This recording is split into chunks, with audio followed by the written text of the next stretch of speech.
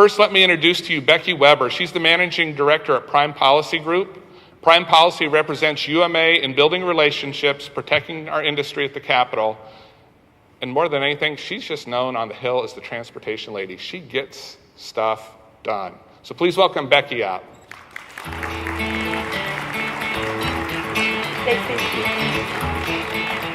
Second, somebody most all of you know. He's an icon and so knowledgeable and gets things done in this industry. And he's our UMA's Vice President of Legislative and Regulatory Affairs and Industry Relations, Ken Presley.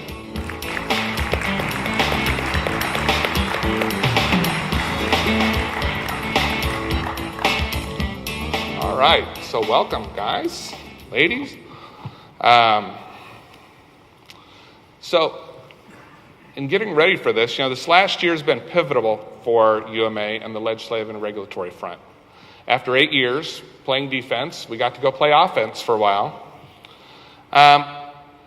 Let's talk a little bit about how HR 2120 came about. But before I jump into that with Becky, Ken, can you just, for everybody who doesn't know, what's the 30,000-foot view of what 2120 is and what it means to our industry? Well, most recently in the past 5 years to 10 years, depending on how you measure it, the industry's actually been contracting some. A lot of that we contribute to the regulatory environment. The last two administrations have issued regulations like we've never seen before. And if you recall past member meetings at Expo, I was always up here showing what all the new regulations were going to be. Guess what? I'm here this year. There's no new regulations to talk to you about.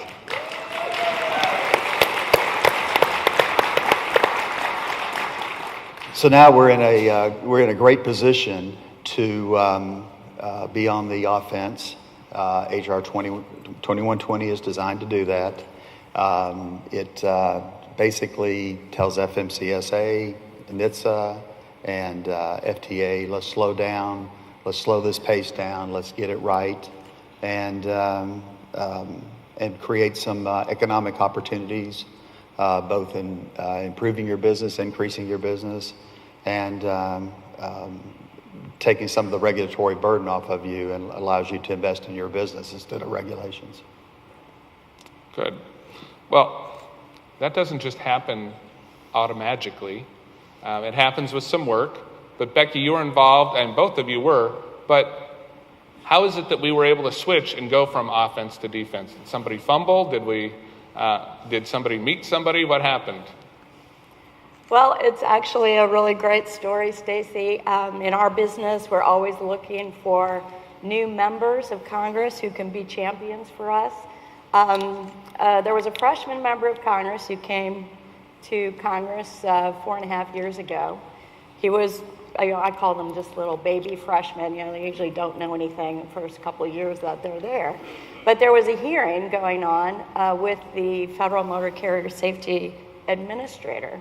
And he was at the hearing, and he was really challenging her. And these were in the previous administration, where we were just facing a real onslaught of enforcement, overzealous regulation, a attitude that you all were out there just killing people right and left. It was ridiculous.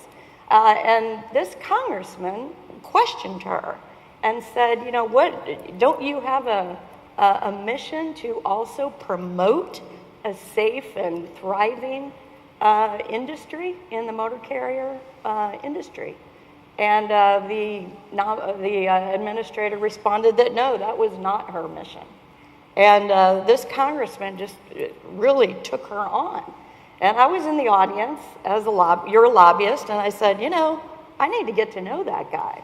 His name is Congressman Scott Perry. He comes from central area of Pennsylvania, and he serves on the key Transportation and Infrastructure Committee. So we began working with him, and he really became a huge champion for us in the last 4 years. He helped us single-handedly, really, to defeat a proposal to quadruple your minimum insurance requirements per vehicle. which if that had gone into effect, I doubt we would even fill half of this room. Most of you would have gone out of business. So he was a huge champion. And then in one meeting about a year and a half ago, he said, you guys are playing an awful lot of defense. He's an Army brigadier general also, which in my book is way more impressive than being a congressman anyway.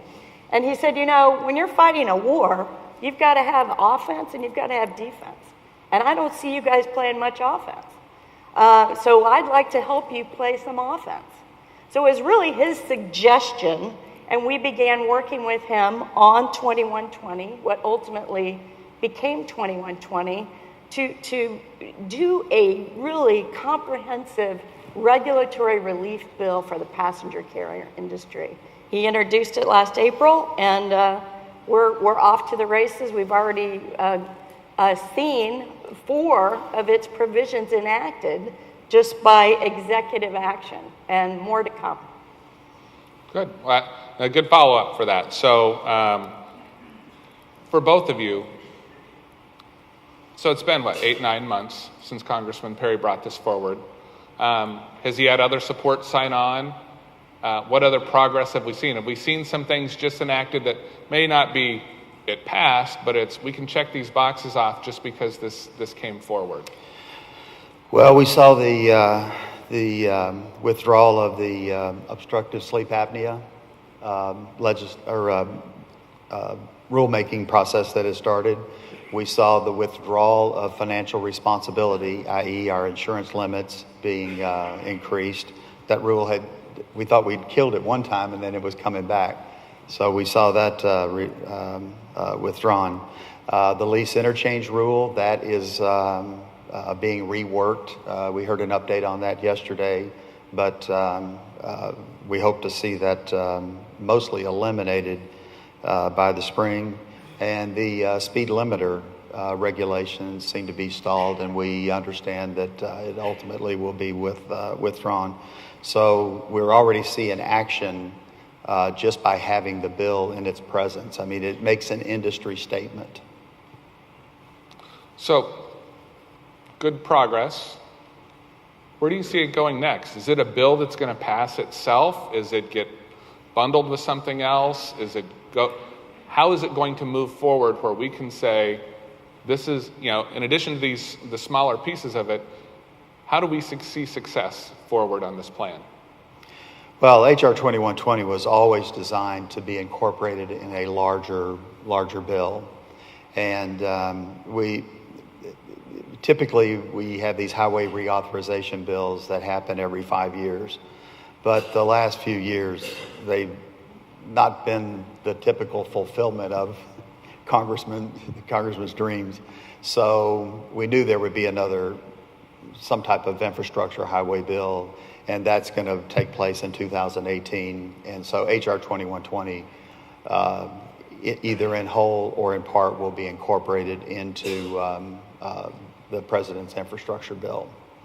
And part of that bill, to give an example, and I'll let Becky talk about it, has already been parted out into another bill. Go ahead and talk about that. Yes, Congressman Perry, as I mentioned, is our champion in the House on this bill, and their office called me in the spring when the annual appropriations bills are going through the process, and we traditionally use those appropriations bills to also achieve regulatory relief. That's something we've done for a long time, because often that may be the only bill that actually is a must-pass bill in any given year. And he said, I'd like to pull something out of 2120 and put it in the Department of Transportation appropriations bill for fiscal 18.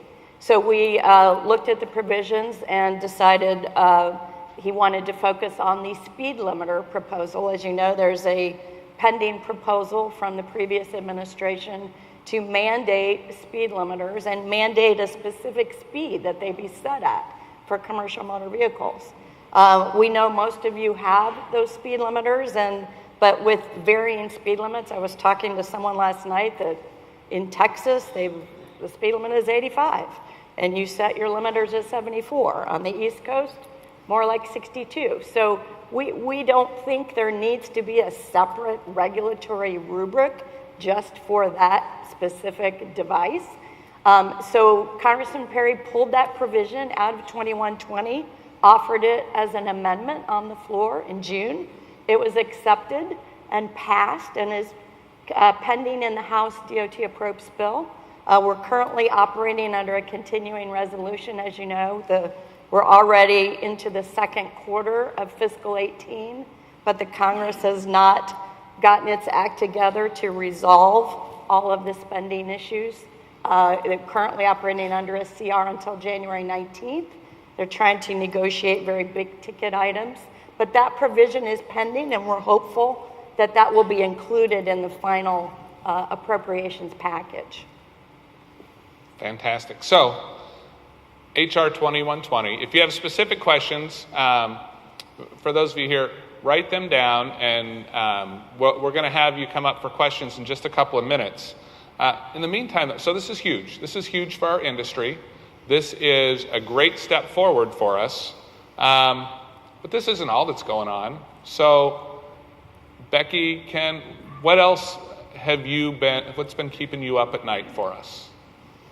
Well, we were very focused on the tax reform bill, and UMA actually had a tax committee, a tax reform committee that was sort of guiding us and advising us and watching that. But we were very concerned about protecting our fuel tax credits, and not getting the heavy vehicle use tax imposed on us, which we're exempt from now, and also our expensing of our equipment and what have you. So I'm happy to say that all that is protected now, that it survived tax reform. Great. Becky, anything else that's been on your radar and agenda? I mean, the good thing is we can say we don't have anything new that we were trying to fight, but I'm sure there's other things that have, right down to transitions and administration, probably took up a little time, didn't it? Yes, a new administration always creates a lot of education opportunities to make sure that the new decision makers that are coming to Washington under a new presidential administration understand your industry, that we get in front of those people. We worked very, very closely with President Trump's transition team to explain the regulatory burden that we had been under the last 8 years, the attitudinal issues that we felt we were facing, particularly from transportation regulators. And I want to say one thing. One thing we always do when we advocate, whether it's in front of legislators, agency, policymakers, and decision makers, political appointees, and staff, is we lead with safety. You guys are already an incredibly, extraordinarily safe industry. And that's a story that we consistently have to remind people when we're always faced with, oh, well, we want to do this to improve your safety. And of course, we're always about, if there are things that can actually enhance safety, we're always going to be looking at that seriously and be for it. That's one reason we put safety in the title of Bus Regs 21. Because if you guys aren't safe, you're not in business. It's not just a motto. It's what you guys live every day. Even as you're sitting here in this room, all of you have buses out there transporting people safely. And I just want to give you some numbers, because these are pretty extraordinary numbers. And you all can also use this in your conversations with your customers and with your regulators at the state level. And when you come to the fly-in, these are the numbers we're going to be asking you to always lead with. You do 600 million trips per year, 69.6 billion passenger miles, with 38,000 motor coaches.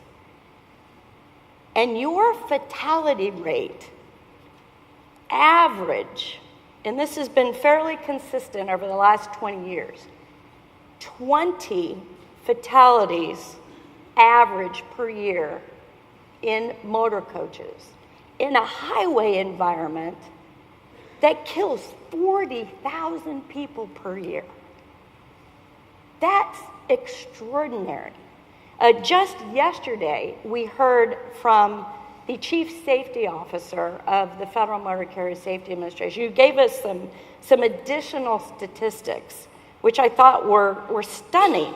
There's been an upward trend in all crashes across the board on highways for automobiles, trucks, and buses. An upward trend. But last year, bus crashes went down, in terms of fatal bus crashes, went down 13.7%. You guys are doing something right. In addition, FMCSA is under a congressional mandate to focus on high-risk carriers. Carriers that, according to very complicated criteria, they believe are more likely to have a crash. And they've identified, of all the carriers they regulate, 3,000 carriers, this is truck, bus, everything, that they would define as high risk. And do you know how many of those 3,000 are Motorcoach carriers? 5.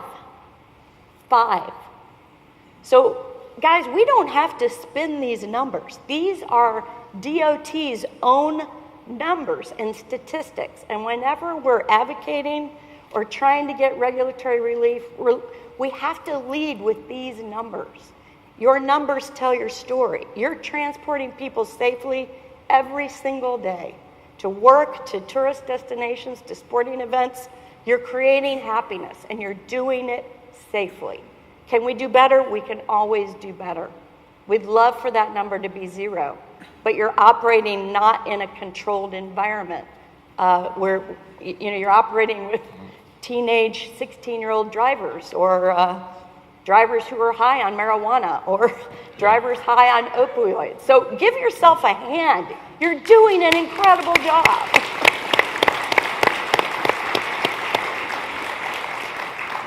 I love that story. One of the other, so as the new guy, being the new guy, one of the best educators in this business for me has been Ken Presley. Ken has invested time that he didn't always have, that he may not have wanted to give, but he has been incredible for me to understand our story, our purpose, what we're here for. And knowing where we are and having this perspective right now of here's where the industry is, without going too far into it, Ken, can you just give us a little perspective? Where were we versus, so here we are today playing offense, but over the past it hasn't been that way. It's been because of the work that you all have done, that everybody's been doing on behalf of the industry. Where did we come from with this? Well, as I mentioned earlier, we've come out of 8 years of heavy regulatory environment. This was brought on a lot by the evolution of the curbside carriers, or the Asian carriers that started a running schedule service primarily in the northeastern corridor. The rogue operator thing spun out of control. There was, unfortunately, some actuarial anomalies, some crashes, and that fed into this hyper regulatory environment. And it certainly put us on the defense. We were able to push some of that back. You guys may recall we were facing a terrible situation with the obstructive sleep apnea coming in the back door, not as a regulation, but as guidance. And as you know, guidance can be more onerous many times than the actual regulation. And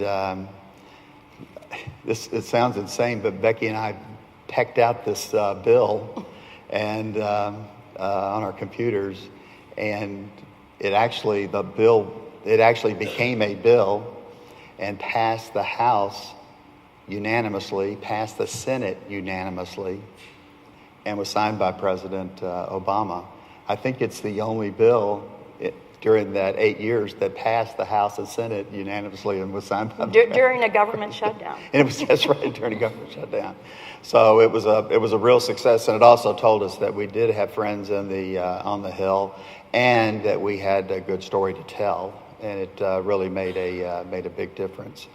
But it's kind of, all this regulatory environment's kind of hurt the industry. If you go back to 2007, we were doing 751 million passenger trips a year.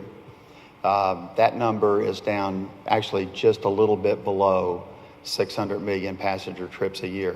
So we were on par with the airlines in 2007, and we've sort of shrunk. Now there's a lot of economic reasons that can play into that, but certainly the regulatory environment had a lot of play into that. We saw new entrants virtually dry up, and right now we're about 700 motor carriers shy of what we were in 2010. So there's a lot of growth opportunities to take advantage of in the business. And with these new entrants not coming in the business, there was a void, and that void is starting to be filled not by our traditional new entrants, but by limousine operators. And these guys are smart, they're savvy, they're marketing crazy, and they're very conscious of fleet diversity. And so we've got a sort of a new competitor, or a competitor we've always had, but they're competing in a new way. They're buying motor coaches and going out and competing with us. So it's They are us. They are us. So it is a good time for us to kind of start with the regulatory pause right now. It's a good time for us to rethink our strategies and how we're going to approach the market, how we're going to market our companies, and get busy and start growing again. And we're starting to see that trend now. We closed the gap. We were down 4,000 motor coaches, and from 2007 or 2010. We've closed that gap some now, and it's about 2,000 now. So we see the growth of the fleets trending upwards. If I could add just real quickly, even though we're playing a lot of offense, we're getting a lot of regulatory relief, and all that is great news. You should be feeling this in your bottom line, in addition to the tax reform, the reduced rates, the 100% bonus expensing that just passed in the tax bill. But we still have to play defense, right? You can't win the Super Bowl without a good offense and defense. And we do have 2 sleep apnea bills pending in the House and Senate that would bring back this incredibly onerous separate rubric for screening, testing, and treatment for drivers identified to have any, I believe there's like 80 different types of sleep disorders. We have always felt, as UMA, our position has always been that those things are caught in the normal DOT medical process that your drivers have to go through. But there are still members of Congress who believe that we should really micromanage this and decide if you have a certain neck size or a certain body mass index, then you've automatically got to go for a sleep test. In the midst of no data showing that this is actually a big problem for the industry. Certainly fatigue is an issue that we always that you all need to manage with your drivers. So we still face some things that we have to defend. There's also a bill in Congress for those of you who operate school buses that would mandate seat belts on every new school bus. With no funding, of course, and the funding that was provided would only go to public school districts. So just some examples of, even though we're very excited about the offense that we're on, we still also have to have a defense to avoid onerous new mandates being put on your businesses. Well, both of you have alluded to the tax trauma that Washington recently went through. Is there anything that came out of there that we should be aware of? I know that in some cases, everyone's still trying to figure out what it means, but are there things we know from the tax reform that is important for our industry to be aware of in their tax planning for this year? Well, certainly you have the 100% expensing, so it's a good time to buy a motor coach. it's a good time to buy a Motorcoach at the show. So I hope you brought your checkbook. I do see one thing, and that is, and we're already seeing this, the way companies are responding to this. Some of the Fortune 500 companies are kicking in extra bonuses for their employees. One company this morning was going from a 50% match to a 100% match on their 401ks. I mean, we're seeing a lot of companies responding to the tax reform. That's going to mean there's more discretionary money available to spend to go on charters and tours. So I think we need to anticipate and be prepared for that trend. There's something like 10,000 boomers retiring every day, and we're starting to figure out how to market to those guys and what kind of tour packages will appeal to them. And with the tax reform and the fact that there's going to be more money in their pocket, discretionary money, I think we're going to see a pretty significant uptick in business the next few years. So if any of you have questions, please make your way up here to either microphone on the sides here, and I encourage you to ask your question. I have a couple more here, but as soon as you come up, we'll get to yours as well. So you all heard what we were talking about. Dale was talking about it. I was talking about the pack. So the UMA Motorcoach Travel Pack. In your tool belt, what kind of tool is that for you? What does it do for you? Well, we're the guys that get to spend it. Basically, here's what happens is your elected leaders are basically doing fundraisers morning, noon, and night. Sometimes two at breakfast or two at lunch and one at night. It's a fact of life in Congress, as you mentioned earlier. And what we look for are congressmen and senators that support our agenda and support you as business people and support travel and tourism and transportation safety. We look for those congressmen that want that. And when these fundraisers are opportunities for us to have FaceTime with those legislators and with their staff and get to know them and get to know our agenda. You know, it was a fundraiser where we first met Congressman Perry, and that conversation, kind of blossomed from there and led to HR 2120. So when we have those emergency bills like the obstructive sleep apnea or an appropriations bill where we're trying to head off something on defense, having attended those fundraisers are very, very important for us. That can help get you an audience with the right person.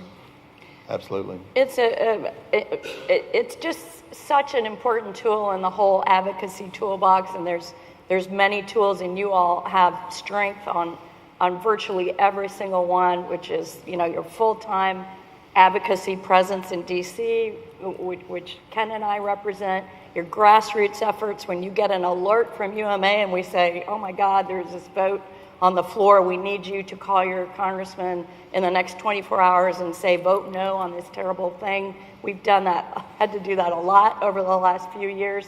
You guys are great at responding to that. We have something like almost over 100 letters that have gone in on HR 2120. But the PAC is an important other piece of the toolbox. Every trade association worth its salt in Washington has a PAC because it's an important arm to be able to support members that support your agenda. And without it, you're kind of, you've got one hand tied behind your back and you can't really get those touchdowns that we want. So I really applaud you for the growth in the PAC and encourage all of you to consider supporting it. And the important part of the PAC,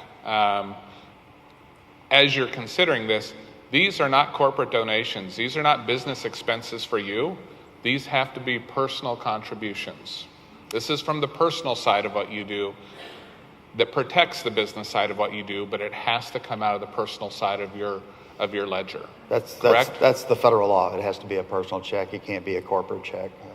And I believe, though, UMA is now able to accept a credit card. And credit cards. Credit card as but well. Personal credit card, get your not miles, the business. Get your miles and contribute to the PAC. And really, I think there's a perception that, you have to give, in the multi-thousands of dollars. Really, any contribution is helpful. Any contribution will help your association really cultivate those relationships that will help us head off the bad stuff and help us accomplish a lot of good for your bottom line. Most everyone in this room has come into the business after the industry was deregulated in 1982. And prior to 1982, it was very limited. You had to have money and political influence to obtain operating authority. So post 1982, you applied for operating authority, you got it, you went into business, and the industry was economically deregulated.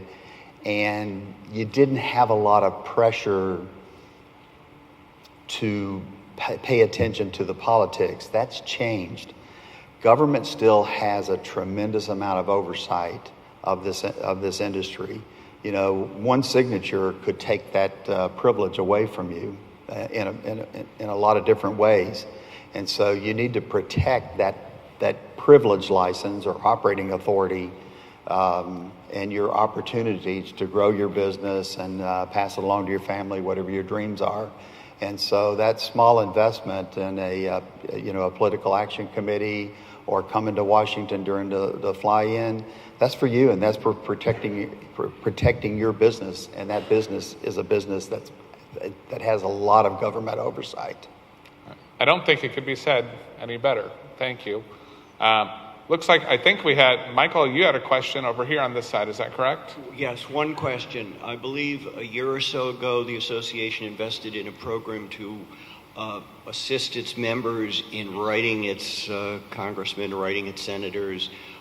There's oftentimes we need to reach out as individuals, and you ask us to, and I believe this program has made it much easier for members to do that. Is that still in effect, and has it been helpful to the association? It is. It's called P2A, and just you can contact us. We've done a lot of outreach, but contact me or Patricia, and we'll show you how to go to the P2A website that's set up just for HR 2120. And there's a letter that's already built into that, and all you have to do is type in your address, and it will automatically send that letter directly to the your congressman. Fantastic. Makes it very easy. 2 minutes. All right. We have, sorry, I've got a bad glare. Do we have another question right over here? Come on up to the microphone. I can't see that far. Sorry. Go ahead and introduce yourself and then ask your question. It says Alan Robinson. My question is, how does the new bill encourage public and private partnership? I know that's been one of the things we've been coming to Washington over the years to encourage, that when the government decides to implement new transportation, that they encourage public input of public partnerships before they go out and spend the money to buy new equipment or new schedules. How does the new bill encourage that? Well, in a couple of different ways, but one of the ways that it does is let's back up just a little bit. The transits receive capital assistance. Basically, 80% of the capital for their buses and their facilities is through the federal tax dollars. So what HR 2120 would do would increase that to 90% if they contract out 20% of their scheduled service to a private contractor. So it automatically gives them a monetary incentive plus additional savings by contracting that service to a private contractor. We're perfectly equipped to do commuter service, particularly in the large metropolitan areas. And there's only a few areas, primarily in the Northeast, that we see that. So the rest of the country needs to catch on. And with these tightening budgets and the incentives that are built into HR 2120, this creates a huge economic opportunity for you right in your backyard. So you don't have to go a long ways. The other way is some more accountability. Right now, under federal law, they're required to engage the private sector, but it's kind of a light, nobody enforces it. This actually puts some teeth into the triennial audit, where they'll actually have to show that they did reach out to you and offer you an opportunity to participate in the local transportation. So those are two effective ways. Thanks. Was that Alan Robinson? Yeah. Yeah. Great question. One of our faithful fly-in All right. guys. Thanks, Alan. If there are no other questions, did anybody else want to get up and have an opportunity? Larry, do you have one? I think we have time for about one more here, and then we'll move on to our next segment. I'm Larry Hunt. One of the pet peeves I have is, and if we're going to go on the offense, I hope that we can push this issue, is that transit, it's all about funding for transit. Now, we all know that transit's part of the solution with the road congestion and, the efficient environmental way of moving people. But the highways are getting more and more plugged each and every day. We're sitting in traffic. We're part of the solution. But other than the small fuel tax rebate that we get, and maybe some tax incentives for depreciating our equipment, there's an awful lot more that government can do to reduce our tax burden and to encourage our industry. And I would hope that that's a major offensive push that we can make in the future. Go ahead, Becky. I totally agree, Larry, and fortunately the Trump administration also agrees. They are all about trying to push more both in construction of infrastructure as well as services onto the private sector and reduce the reliance on taxpayer-funded services. So we think the transit provisions in 2120 that Ken detailed, and there's some others that really will help to bring you all to the table on that. Force the transit agencies. It's a lot of times it's a cultural issue with a transit agency that they want to do everything themselves. They want to use an 80% taxpayer paid bus to do it. When you're in the area, you've got equipment that you could do that commuter extension or you could add to that service area, but they just don't invite you to the table.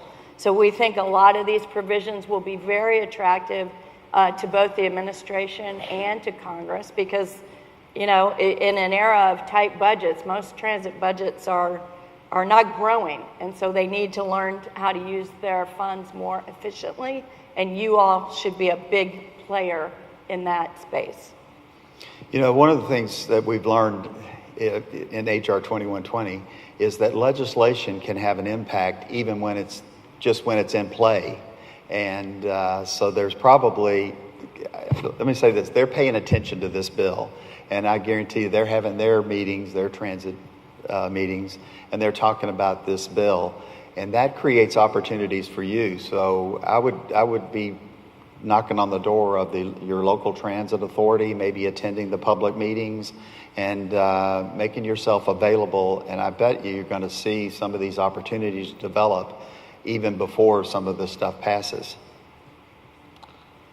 Well, I hope this has given you some insight into what is the biggest investment UMA makes every year into protection and promotion of the industry.